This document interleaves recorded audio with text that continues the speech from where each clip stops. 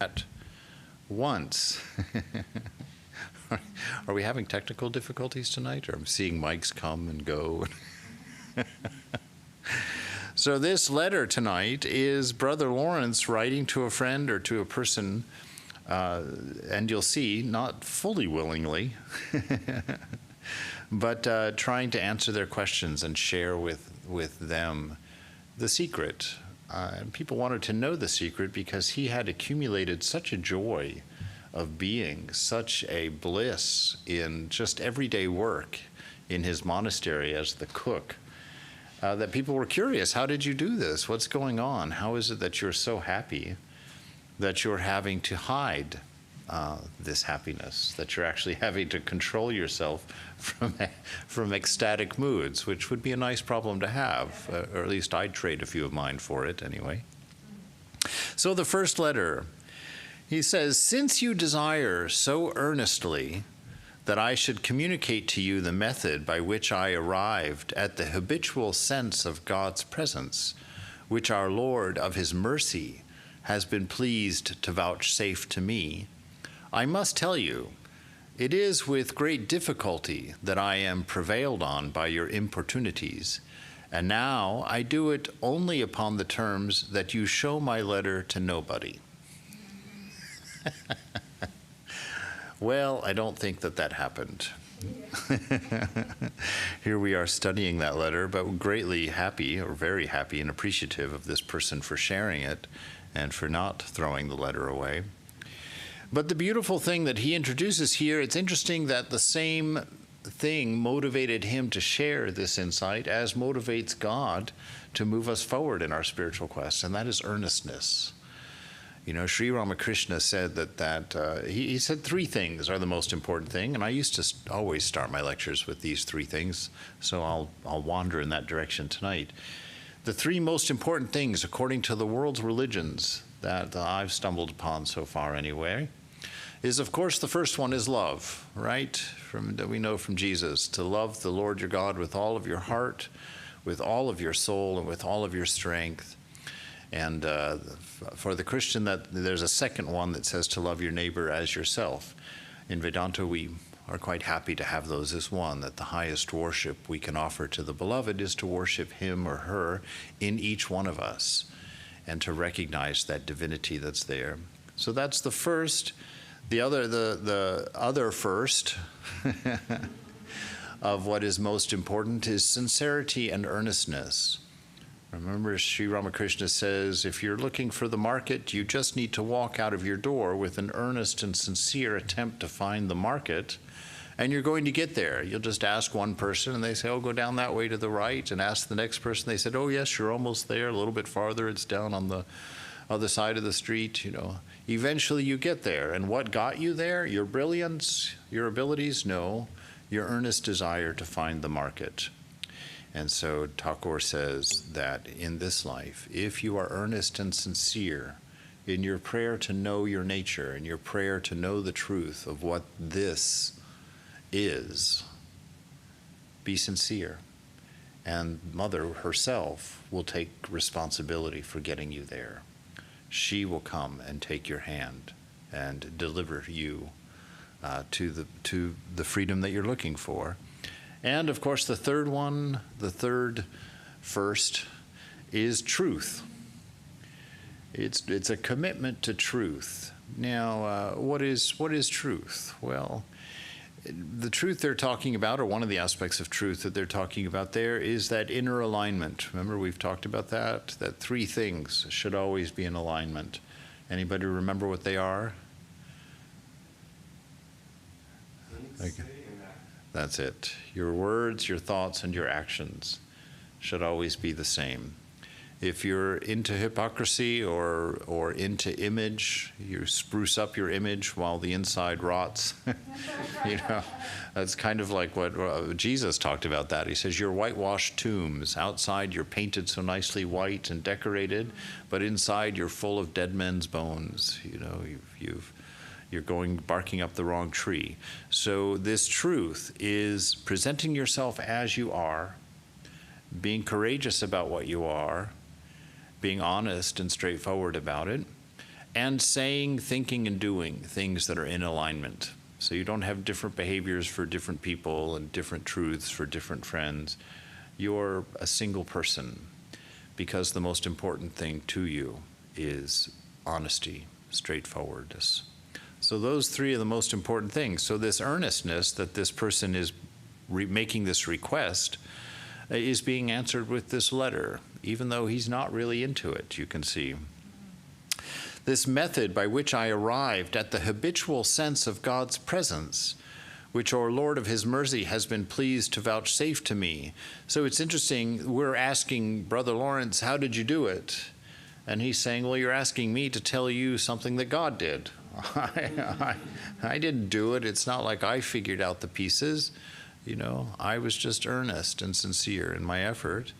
And this is what came of it.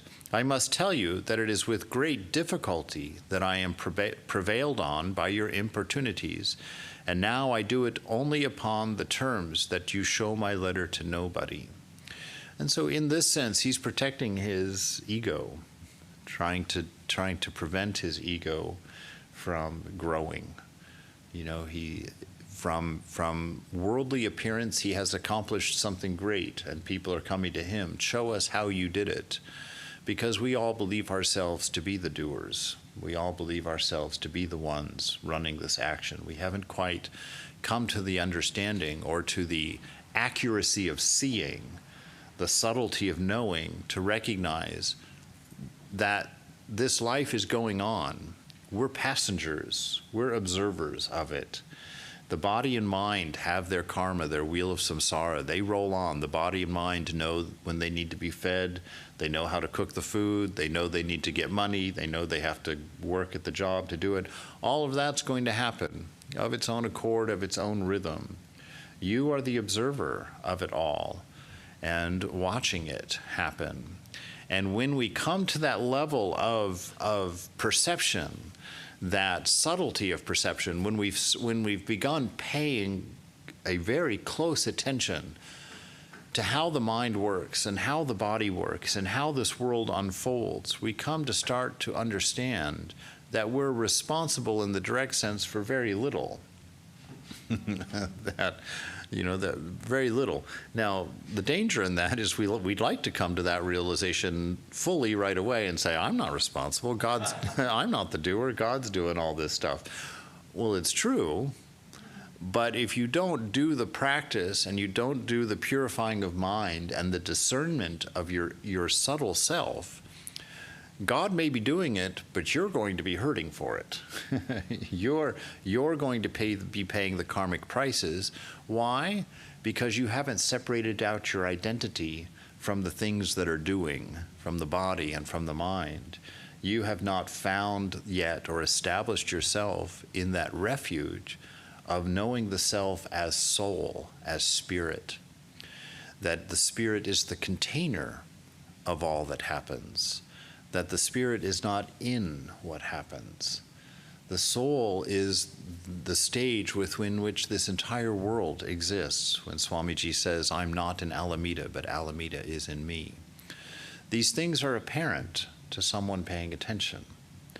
These things are apparent to someone who's hearing properly, who's not constantly distracted, whose mind isn't wandering in 12, 14, maybe 1,000 different directions at one time, but who's able to take their mind, observe something, and keep the attention there until they understand its nature. Or to have that thought of God, to be able in yourself to put your thought squarely in your center of divine love and hold it there and not be distracted by all the marvelous things that are going to begin to reveal themselves from that space. You know, that warm, flush feeling, that generosity that wells up from within, that elation at just the miracle of being, and not being distracted by the unknowing nature of everything. You know, how things, I mean, this is God. Everything that you're seeing and hearing and experiencing is God. And when that starts to become apparent, there's lots of things that are tempted to come up. Fear, for one. You're like, whoa. Even Vivekananda, when Sri Ramakrishna gave him that direct experience, remember, by touching his chest when they started to wrestle in his room, and Vivekananda himself says the room began to swirl. I watched the walls fall away, and I saw this infinite ocean of consciousness. And as he was beginning to fall into that loss of ego, his ego cries out. He cries out because he's identified with that ego. Wait, I have parents at home. Don't you know I've got friends and family that want me to be here, that don't want me to merge. Don't let this happen.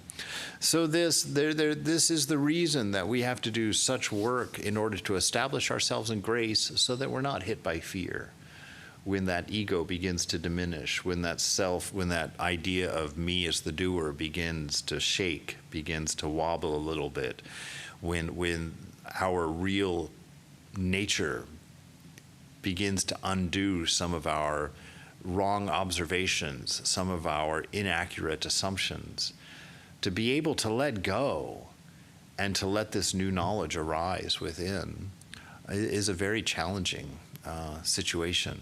And so he's protecting himself here from the sense of ego, from the sense of doer.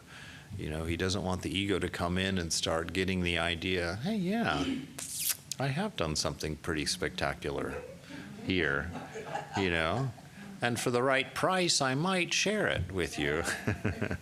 So he says, I must tell you, it's with great difficulty that I'm prevailed upon by your importunities, and I do it only upon the terms that you show my letter to nobody.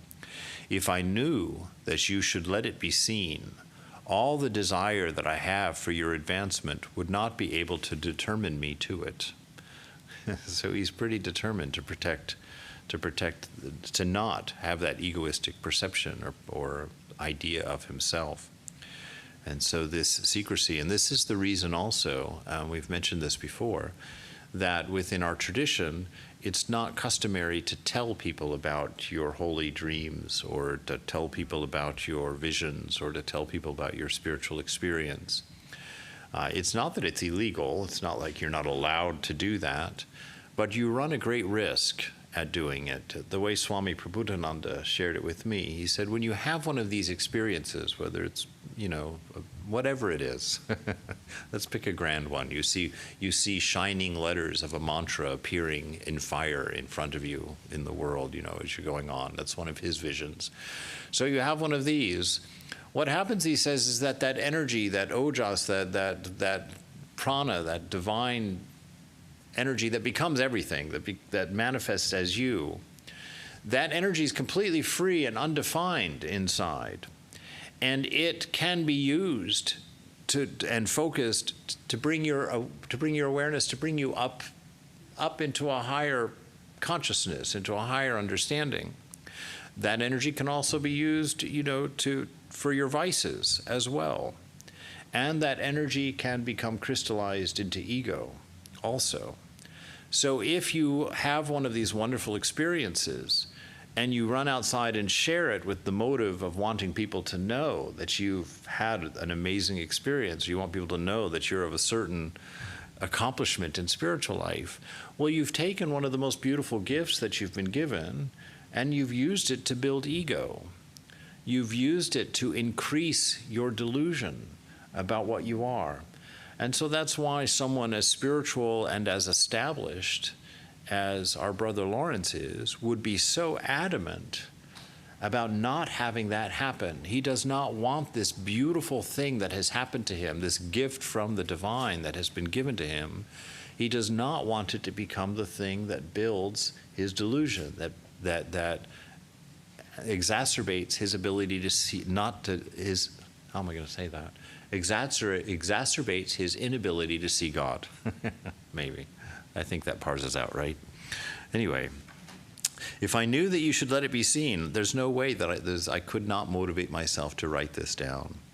The account that I can give you is, having found in many books different methods of going to God and diverse practices of the spiritual life, I thought this would serve rather to puzzle me than to facilitate what I sought after, which was nothing but how to become holy gods. You know, so he's saying there's lots of options out there. He doesn't list the four Vedantic ideas, that Jnana Yoga, Raja Yoga, Karma Yoga, Bhakti Yoga, but it's the same idea. There's lots of practices out there that can bring us to God, and he thought, you know, getting involved in all that and having to learn all of that just seemed like it was too much for me. I didn't want to get caught up in that. I didn't want to become religious. I didn't want to become highly educated in religiosity or philosophy. I just wanted to know, how can I just make myself completely God's? How can I just give myself completely over? How can I possibly do that? He said, this made me resolve to give the all for the all. A very simple way of perceiving it.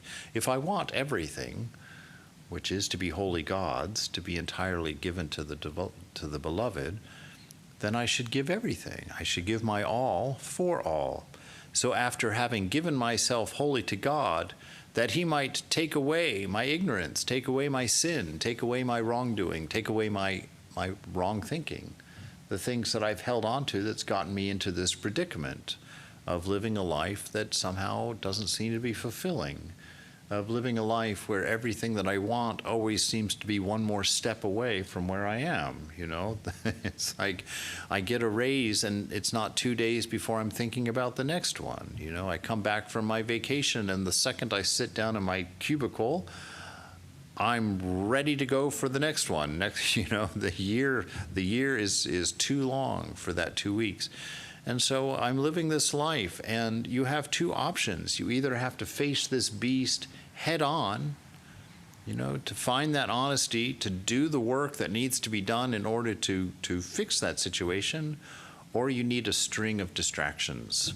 You need powerful distractions. You need lots of friends, you need lots of money, you need lots of activities, you need lots of clubs, you need lots of all kinds of things to hide from the truth that there's nothing in this world that you're going to find fulfilling. It's a tall order, and it takes a courageous person to accept that and to keep going, to keep looking until you find that thing that is being implicated by this world for you.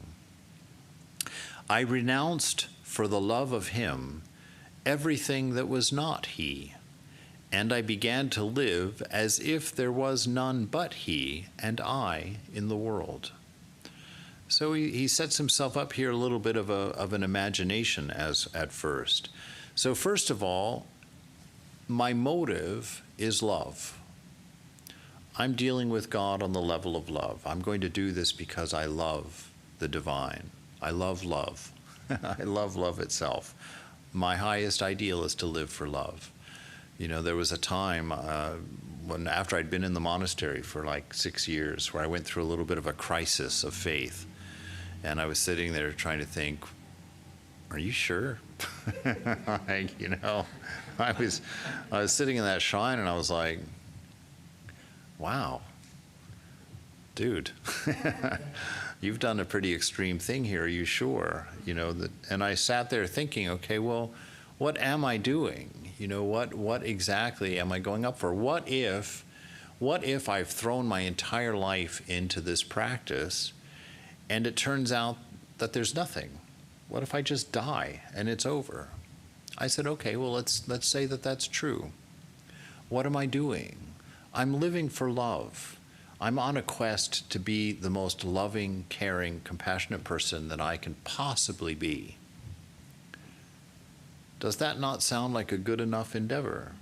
Even if there are no bells and whistles, even if I assume all these things that I own in faith don't exist, does that make a difference?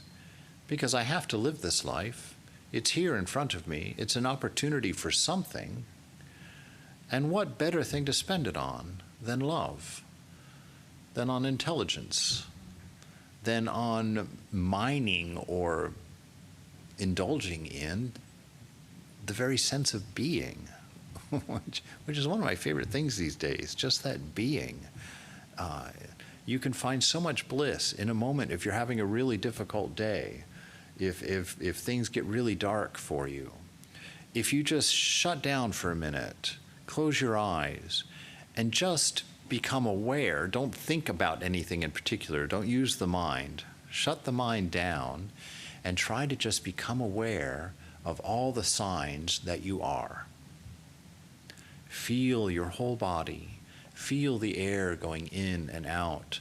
Watch the mind. Toy with it a bit. See how it can do and be whatever you want it to do and be in its moment. Sit there and lift a finger and ask yourself, how is that possible? How is that happening? I don't know any of the mechanics. I have no awareness of any of the possibilities. And I don't even have to be aware of the thought. Lift my finger, and it happens. Just start paying attention. Shut down and become aware. Don't project. Don't analyze. Just shut up and become aware of how little you know. And instead of freezing up around that, embrace it and find it to be wonderful. Find it to be truly exhilarating that you can do this without having any idea how it happens. That this life can be lived with almost no knowledge whatsoever. And that if you can open to that and embrace that, chances are something authentic is going to find itself. Something authentic is going to brighten your day. And it's a very simple way of dealing with a lot of the trials that go on in a day, a lot of the meaninglessness. I used to work in an accounting office at one time, 23 of us together in a cubicle farm. And at that time, I had no interest in spiritual life. It was that weary task of a cubicle farm that eventually moved me in that direction. Because how do you, at 45, run around a cubicle maze and find a meaningful life? How does that happen? This is how that happens. Becoming aware of the presence of the divine and living for love, so that you're not running around a cubicle farm trying to get anything from it. You're there to love. That's your job. Incidentally, you're an accountant, right? We've talked about that. Incidentally, you're an engineer. Incidentally, you're a busboy. Incidentally, you're a waitress. In reality, you're the Lord. You are love itself. And your job is not what your badge says. Your job is deeper and richer than that. It's to love. And that's how you make working in an accounting office important. That's how you make working in a cubicle farm inspiring. That's how it becomes a fulfilling life. When you generate love and relationship between every single person in that office, when people start depending on you and sharing with you and coming to you and encouraging you and asking you for encouragement, when you become the mitigator of love, freely giving, freely handing it out. Because why? Because you've come to know that's what you are. That's who you are. And when you know who you are, when you manifest that authentically, your life is automatically fulfilling. Your life is automatically enriched, and your sense of purpose is deepened. So I renounced everything for the love of Him, everything that was not Him, and I began to live as if there was none but He and I in the world. Think about that one. That seems like a very simple statement. I began to live as if there was no one but He and I in the world. What does that imply? That implies that if he were me sitting in this room, he would assume that there was no one in this room but he and God. So I assume that this would play the role of he, and you, and you, and you would play the role of his beloved. And so how does he act toward his beloved? He's deeply respectful, right? He's deeply adoring. He wants only the best. He would give only the best, because he's doing all of this. Why? He said, for the love of God. So he's going to treat you in every way for the love of God. He's going to see his beloved in your eyes, and his action with you is going to be his prayer to his beloved, to the divine. There's a beautiful richness being set up here, a beautiful depth, just from this little setup that I'm going to get up today and know there is no one in this world but me and God. God's nature I know as love, intelligence, and existence itself. My own nature doesn't matter. I'm going to live for the love of love. I'm going to live for the sake of being. Sometimes I considered myself before him as a poor criminal at the feet of his judge. At other times I beheld him in my heart as my Father, as my God. I worshipped him the oftenest that I could, keeping my mind in his holy presence and recalling it as often as I found it wandered from him. So he's talking here about something that takes a certain amount of awareness. That's what we're working on. That's why we meditate. We meditate to build up that awareness. We meditate to increase that sensitivity toward being. We meditate to be able to hold the mind on a single thought until that thought reveals its nature. To sit and look at the idea of God long enough, with steady enough vision, that it manifests, it reveals itself to us. So he's saying, I sometimes considered myself before him as a poor criminal at the feet of his judge, at other times in my heart as a father. So this relationship takes on different forms based on the situation at hand. Whether you are a judge, or whether you're my father, or whether you're my lover, all of the relationships that you have with what you think are other people in your life are actually relationships with God. To become aware of that will change the nature of them. To become aware of that will deepen them. To become aware of that will open the floodgates within you and release you from the fear that makes you mitigate your love or to hand out your love in little pieces based on reward, based on time, space, and causation. It will allow you to just open the floodgate because you are infinite. There is no end to that love. Everybody can be your favorite, and you will not exhaust yourself in showing it, because it's not necessary. I held him in my heart as my Father, as my God. I worshipped him the oftenest that I could. So in everything that you do becomes an act of worship, right? From Karma Yoga. He's doing Karma Yoga here, where everything is worship. Every interaction with every person, when done with the awareness of God, of the presence of the divinity in that person, anything that you do with that awareness is going to automatically be worship on your part. So worshiping doesn't happen in a shrine. Worshiping doesn't happen just during a puja or a formal ritual worship. Worship happens anytime you recognize God in something, anything around you, and let the authentic reaction happen. That's worship. To be in the presence of God is worship, because you will respond no other way than with that motiveless reaction to love. That pure and unadulterated reaction to isness when it's recognized as being motivated and rooted in love, in God. So he did it as often as he could. He would worship, keeping my mind in his holy presence and recalling it as often as I found that it wandered from him. So just constantly bringing it back to an awareness of the presence of God. To be aware of the presence of God doesn't take your whole mind. It doesn't mean you can't go to work. It doesn't mean that you can't ride your bicycle, that, oh my gosh, my mind's off God, I have to stop riding the bike and get it back. Okay, now I'm thinking of God, I hope I can ride the bike at the same time.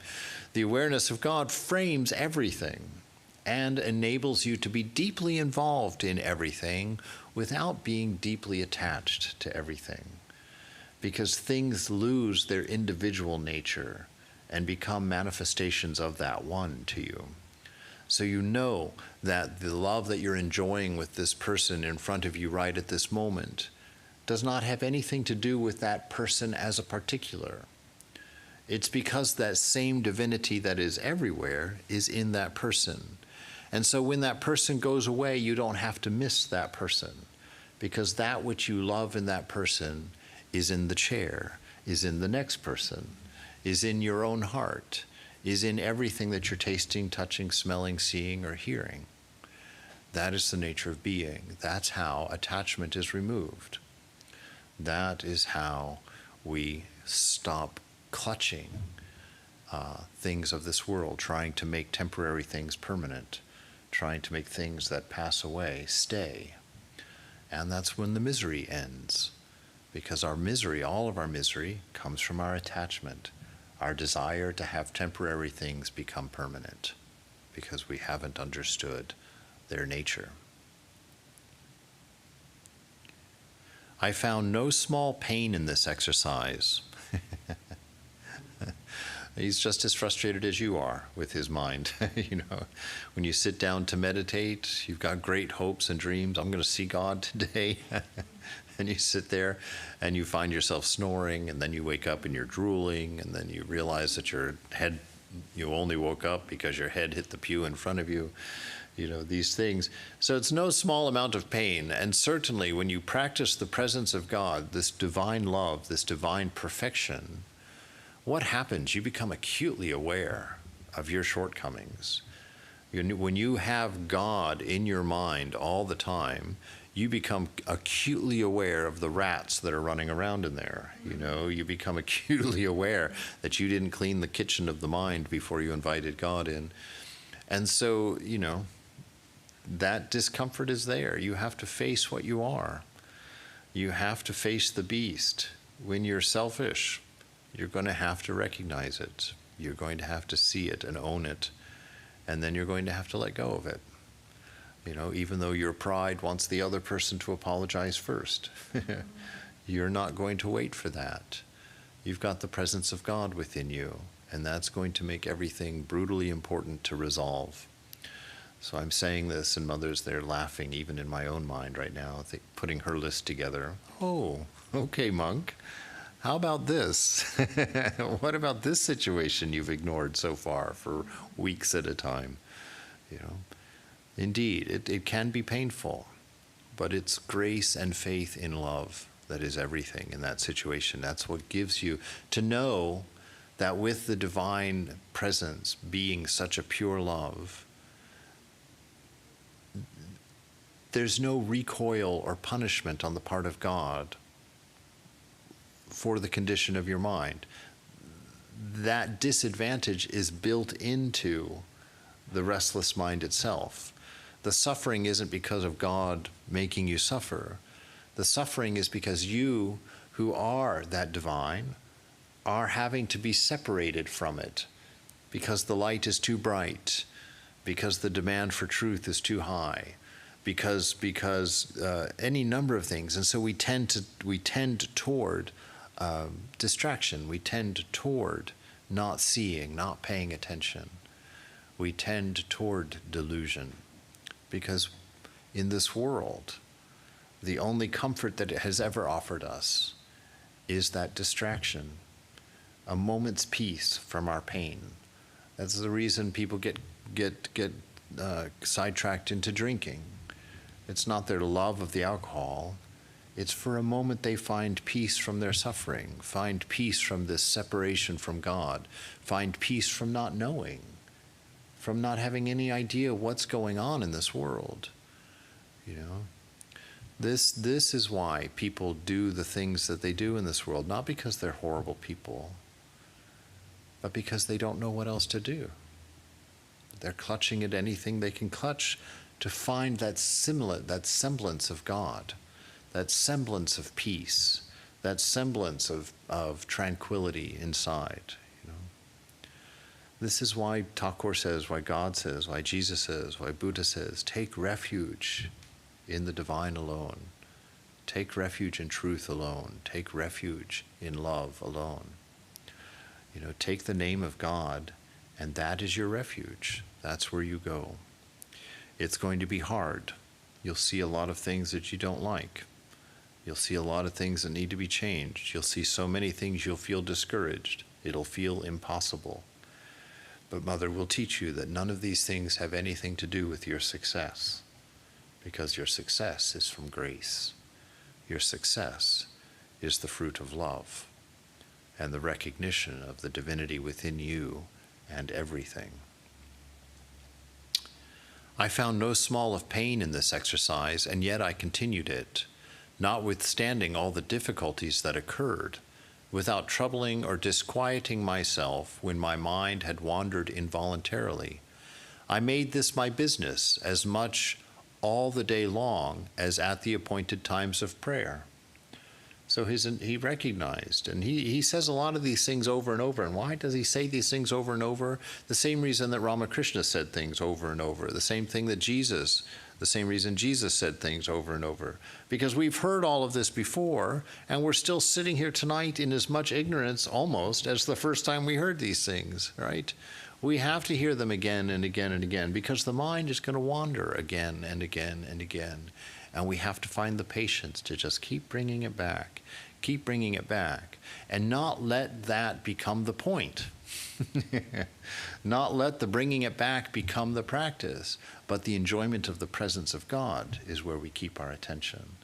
The enjoyment of the presence of God, the security, the inspiration of the presence of God, that's where we keep our mind as we keep bringing it back. We don't let the struggle become the experience.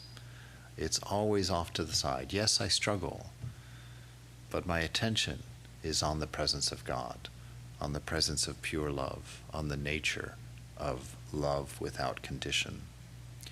And he makes this his business as intensely all day long as during the hour of prayer.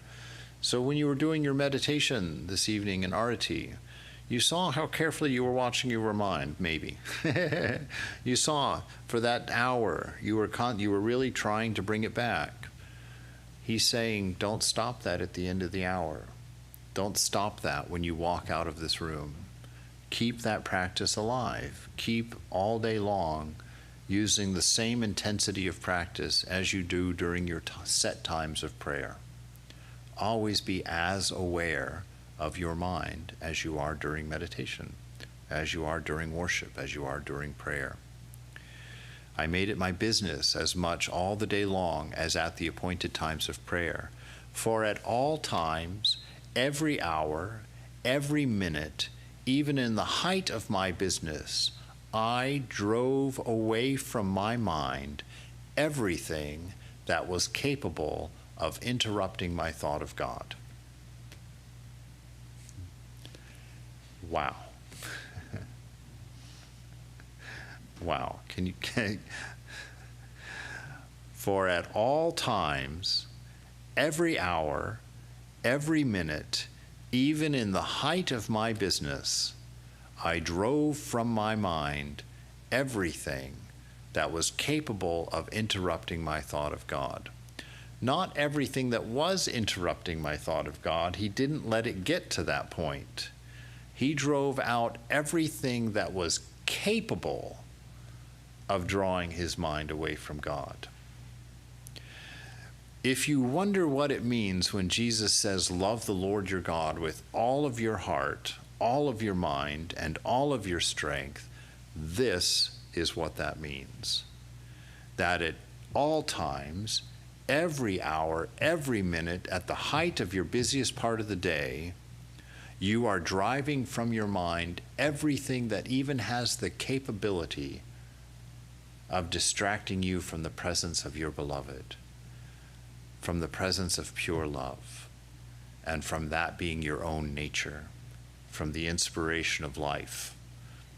So to have that commitment, that dedication, is what it means to love the Lord your God with all of your heart, soul, mind, and strength. It's also what it means to love your neighbor as you love yourself. That you look around at people and never once do you forget your love and union with them. Every single person, all day long. You never look at them and get distracted by how dirty they are. You never look at them and get distracted by how fat they are, or how rich they are, or how ugly they are, or how mean they are. That you always bring your mind back to the God that dwells there. And you use what you know of your own nature, that inner self that you've touched. When you start to get the suspicion that really there is the image of the beloved within me, that there really is this endless well of love within me, at that time, when you begin to know it in yourself, at that time you will begin to assume it in others.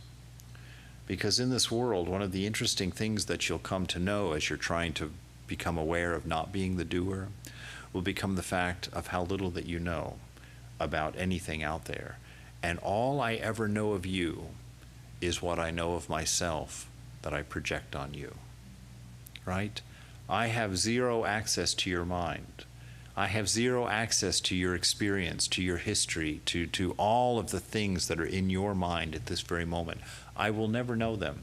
I could have that conversation my whole life with you and still not know everything that's there. So what do I do when I say that I know somebody? What do I do when I say, oh, I know who this person is? I take what I know of myself and I project it. I project it on them. When they do this, they mean that. Because when I do this, I mean that. You know, we come to this alignment. Those people that we like are the people most like us. Why? Because we can know them the deepest. Because they seem to be like we are. And so we can assume an intimacy. But it's fake. It's faux. You will never know. What you will know is the nature of divinity. And that divinity in them is the same as the divinity in you. And experientially, you'll know that oneness one day. That intimacy can come with everybody equally only through the recognition of the presence of God everywhere, all the time. It's the only way to do it. You won't be able to love everyone equally for any other reason. It won't happen. But someday, this will happen. You'll recognize your beloved everywhere. And the love that you will feel will be unstoppable. Such has been my common practice ever since I entered in religion. And though I have done it very imperfectly, yet I have found great advantages by it. So this is that tenacious insistence on his part. I did it imperfectly. It took him, we know from other places in the writing, that it took him 15 years to perfect this ability to think of God at all times. It took him 15 years of mistakes, 15 years of watching his failures, 15 years of becoming aware of his shortcomings, 15 years of practice failed, and he didn't give up. He didn't get a complex about being a lousy person. He didn't get small because he called himself weak. As a matter of fact, he tells us again and again, I just didn't pay attention. If I found myself that had wandered, my mind had wandered, I just lifted it up and put it back on God and kept going. Made my apology, oops, sorry about that, and just kept on going. Such has been my common practice ever since I entered religion, and though I've done it imperfectly, yet I have found great advantages by it. These, I well know, are to be imputed to the mere mercy and goodness of God. Why did he grow? Because I worked really hard. No. Because God is kind. Because God is loving. This happened because God's love is great. And I found my way here because God showed me the way here. You see, all of that thinking sets him free from ego. Ego creates anxiety. Oh, I did it once, I hope I can do it again. Oh, I had such great meditation yesterday, I hope I can make it happen again.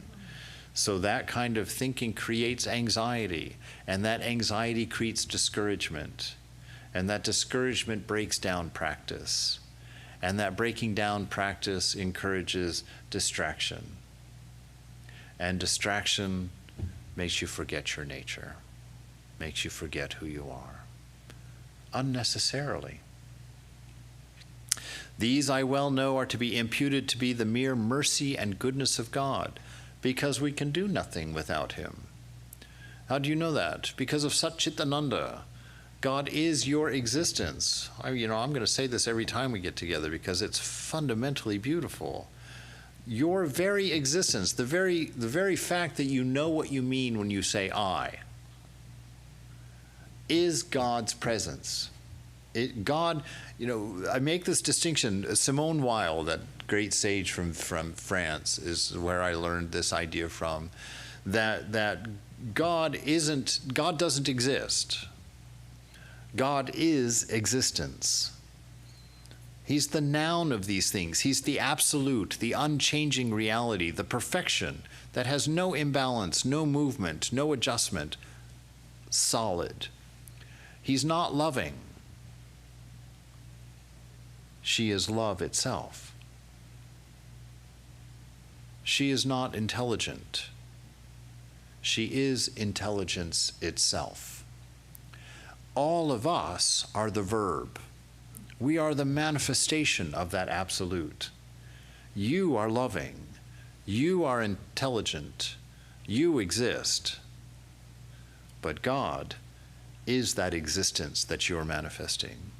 God is that love that you are manifesting. God is the intelligence that allows you to understand what you fling against your mind.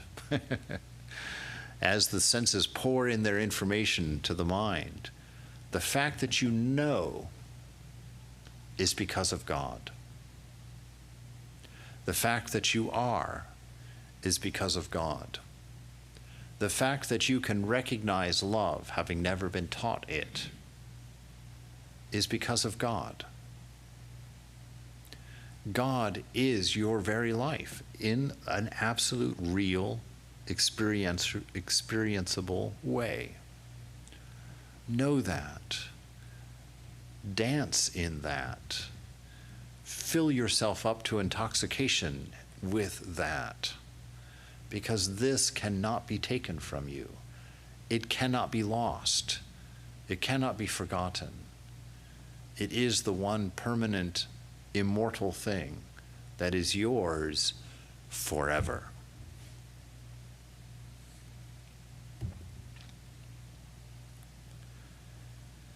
These I well know are to be imputed to the mere mercy and goodness of God, because we can do nothing without him, and still less than any, and I still less than any. But when we are faithful to keep ourselves in his holy presence and set him always before us, this not only hinders our offending him. Why? Because those things don't get to come to fruition. Your tendencies to selfishness, your tendencies to delusion, if you live in the presence of God, they can't get past the start. Right? They can't get past the start. They can't actually become something. To create a state of mind, you need several thoughts purchased in succession in ignorance to put your mind into a mood, to put your mind into a state. If you are in the presence of God and aware of that divinity, you can't get past that first thought. Your mind doesn't go into states. Your mind doesn't go into moods, You reserve your sense of being separate and independent, free of the mind. The mind can have its conniptions. You're just looking through them. So when you hear yourself say, I, know that there are only three things that you can say. I love. I think. I'm intelligent. I am. Those are the only three things that belong to you. Those are the only three unchangeable, immortal things that identify you. If you say, I'm angry, you've lied. Your mind is angry, and you might be looking through an angry mind, but it is impossible for you to be angry. You are unconditioned love. If you say, I'm depressed, you've lied. You are bliss itself. Your mind may be depressed. You may be looking through a depressed mind, but you are ever free, and that choice is yours.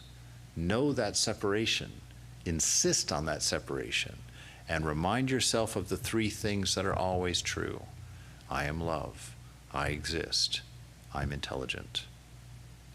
And don't let go of them. Hold on to them all the time. But when we are faithful to keep ourselves in his holy presence and set him always before us, this not only hinders our offending him and doing anything that may displease him, at least willfully, but it also begets in us a holy freedom, and if I may so speak, a familiarity with God, wherewith we ask, and that successfully, the graces we stand in need of. Isn't that lovely? Just this beautiful fondness for God that is born of thinking about her, him, it, that. This wonderful freedom that becomes yours. Why? Because you're not driven by the body and mind anymore. You're not driven by the sense of lack. You see, when we come to this idea, if I tell you this moment, you're absolutely free, you're absolutely free, what's the first thought in your mind going to be? Oh, okay, well, that's not the one I had in mind, but it's not a bad one. All right, not yet. Or, what do I do? What do I want to do? I'm absolutely free. Obviously, I should do something, right? We immediately give in to obligation. Why? Because that's the only thing we've known of freedom identified with body-mind. Freedom means I get to obey a desire. Obedience is not freedom. Freedom is to have no desire, because desire is born of need, and need is born of slavery. Know your identity as the immortal, ever-free, ever-pure self. Hold on to that ideal. And don't subject yourself to the idea of body, the idea of mind, which is just a limitation and a restriction that cuts you off from the rest of your nature, that limits your expression of love, that defines your dance. To be free is to have no desire, because it's to know God, to know the self as soul. And that soul is not broken into pieces. It's not hungry. It's not lonely. It's not old. It's present. It's here. It's dynamic. It cannot be defined. It cannot be captured in any thought or concept. It cannot be named even. It's always more than what you think. And that's the beauty of this relationship with God. It will never be mastered. You know, Swami Brahmananda, right? My favorite thing about Swami Brahmananda, he said that spiritual life begins at Nirvikalpa Samadhi. You know, that once you see God, once you know that union with the beloved, you've just begun. And what have you just begun? You've just begun to fall in love. Because you will fall in love forever. Because God is infinite. You will never fully know the love that God has for you. Never. Because it cannot be measured. You cannot find its end. You cannot find its limit. Spiritual life is about falling in love forever with God, with love itself.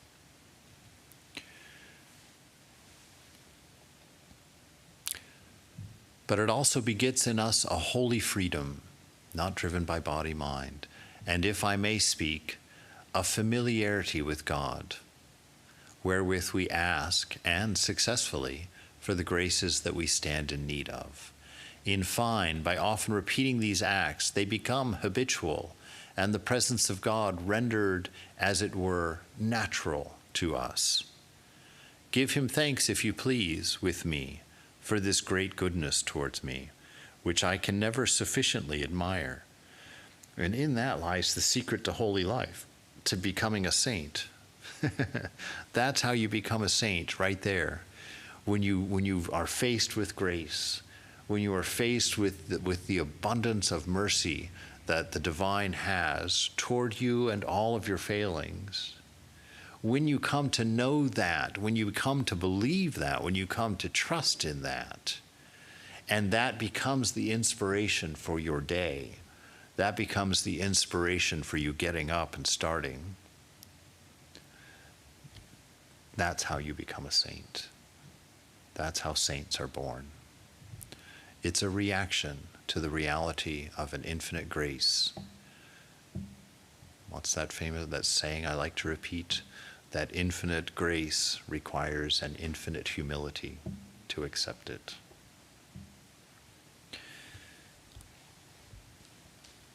Which I can never sufficiently admire, for the many favors he has done to so miserable a sinner as myself. May everything praise him. May everything praise him. Amen. I am, in our Lord, yours. And that's the first letter. Beautiful. Any questions? Concerns? Arguments? So I have to comment on what you said about that whatever is capable of taking my mind away from God, I drive it away from my mind. Yes. That's been a harder drive. Yeah, I'm glad. The fact that you're willing to say that out loud begets a great hope.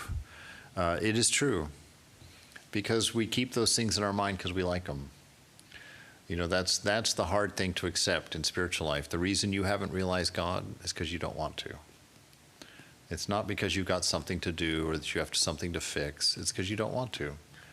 You enjoy your life as it is, for the most part.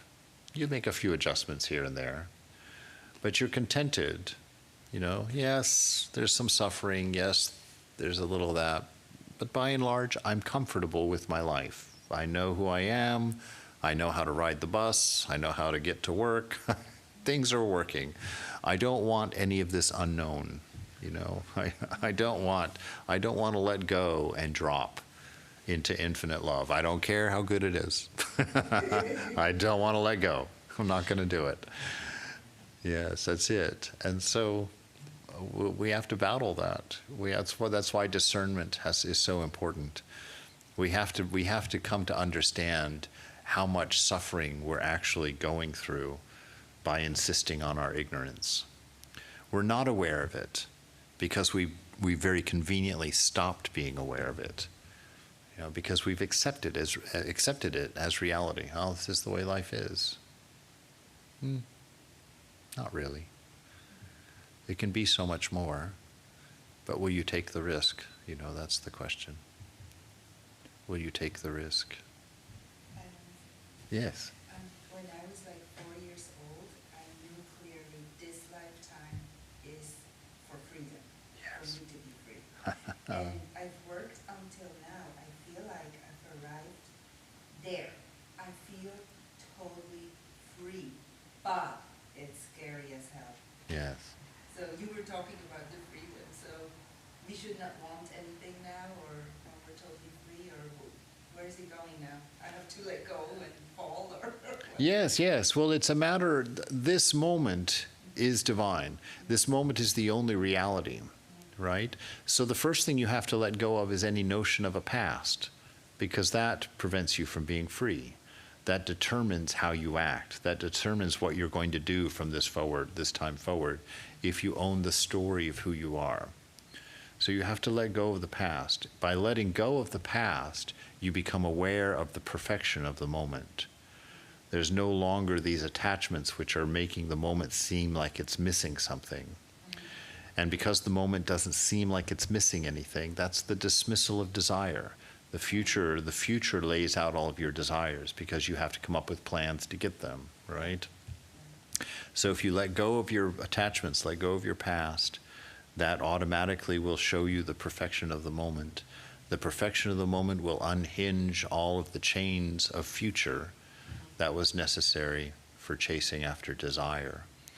And in letting go of those two concepts, they're not real. There's nothing actually that you're letting go of, because you can't show them to me now anyway. You know, say, show me a piece of the past. Well, you can't. Show me something from the future. You can't. There's only now. And coming to understand that allows you to see that it's divine, allows you to recognize God as the moment, the I am, the isness of the present. And so doing those two things is the big task.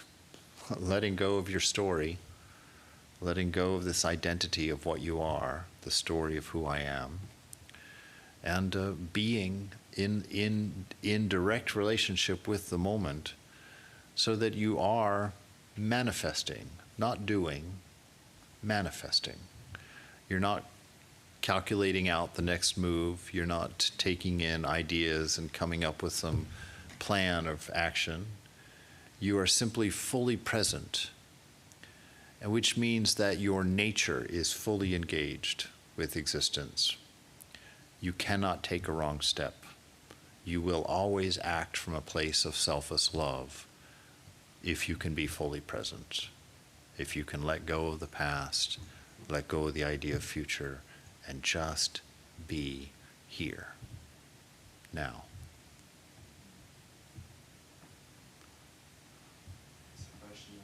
Yeah. Post the pandemic, I am bankrupt, kept afloat by kindness of friends. I must push myself to earn money. However, I don't see myself as the doer, as I practice living in the presence of God. What do I do? Okay, can you read it again?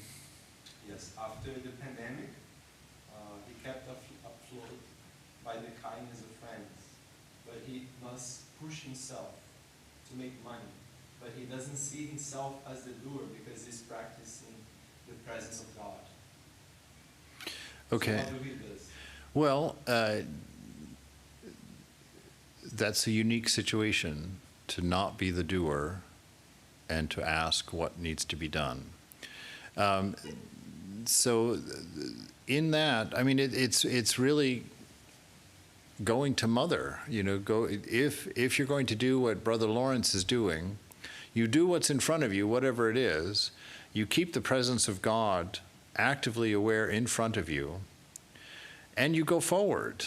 You go forward. Your karma is going to unfold. The body and mind are going to carry their story forward no matter what. It's your understanding that it's not your story. And what comes will come. You know, don't form an idea around it, but allow it. I mean, respond to the fact that your friends have done so much for you. What does that make you want to do for your friends? Go do it.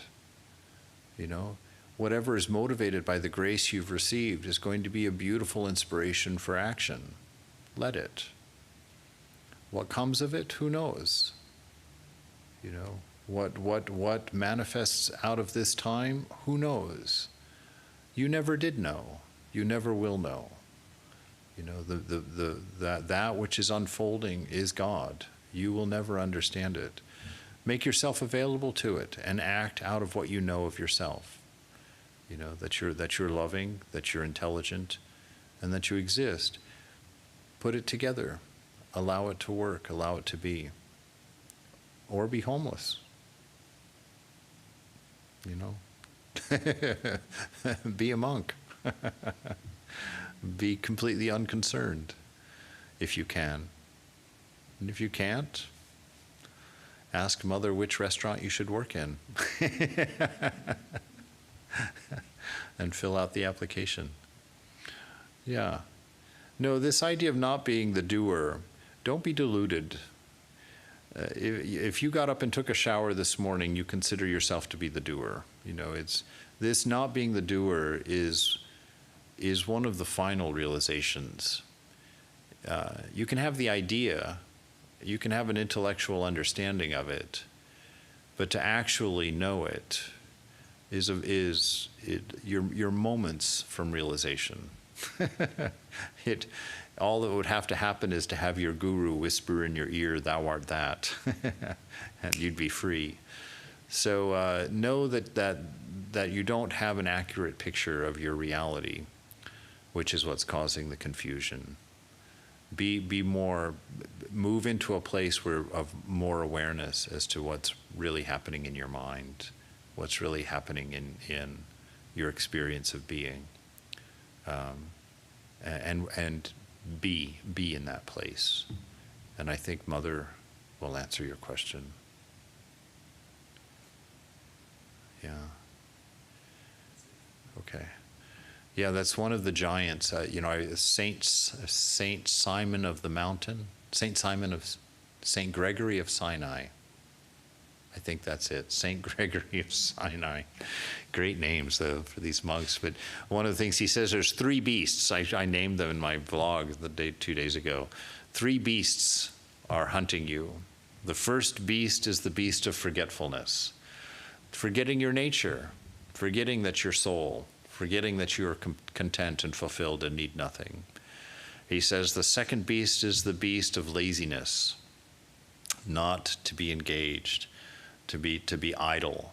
And he says that gives birth to fantasy, where you'll get wrong ideas about yourself.